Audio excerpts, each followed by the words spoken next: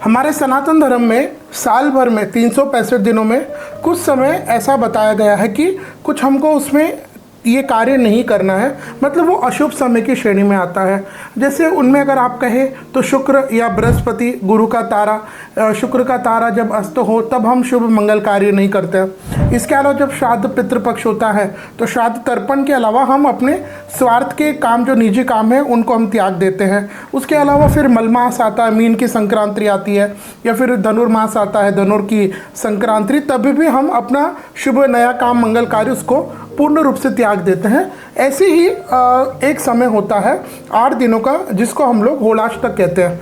यह मूलतः प्रारंभ हो जाता है फागुन मास के शुक्ल पक्ष की अष्टमी तिथि से, और यह अष्टमी से प्रारंभ होकर के पूर्णिमा तक रहता है। तो इन 8 दिनों में होलाष्टक, अष्टमी से पूर्णिमा तक, कुछ ऐसे कार्य हमारे शास्त्रों ने बताए हैं जिनको नहीं करना चाहिए। अब देखिए, इसमें आजकल के आधुनिक एस्ट्रोलॉजर्स अपना पक्ष रख सकते हैं कि ये कार्य तो इनमें हो सकता है, ये उस प्रांत में है, ये इस प्रांत में, ठीक है, ये अपना स्वार्थ या अपनी व्यवस्था हो सकता है, लेकिन शास्त्र तो कहता है कि इनमें शुभ नए मंगल कार्य नहीं करने हैं, बिल्कुल भी उनको नहीं करना चाहिए इन 8 दिनों में। आइए जानते हैं साल 2025 में होली के पहले यह होलाष्टक कब से कब तक रहेंगे, और इसके अलावा होलिका दहन का भी इस साल समय क्या रहेगा उसको भी हम समझेंगे। सबसे पहले होलाष्टक प्रारंभ हो जाएंगे साल 2025 में फाल्गुन मास के शुक्ल पक्ष की अष्टमी तिथि शुक्रवार 8 मार्च 2025, और होलाष्टक समाप्त होंगे फाल्गुन मास के शुक्ल पक्ष की पूर्णिमा तिथि गुरुवार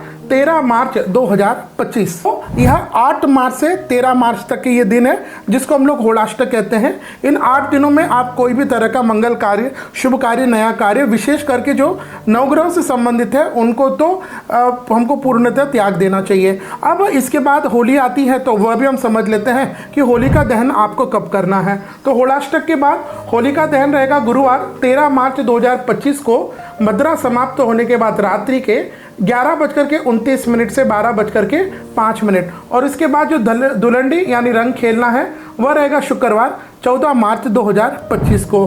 तो यह था साल 2025 में होलाष्टक से संबंधित विशेष शास्त्रोचित दिशा निर्देश।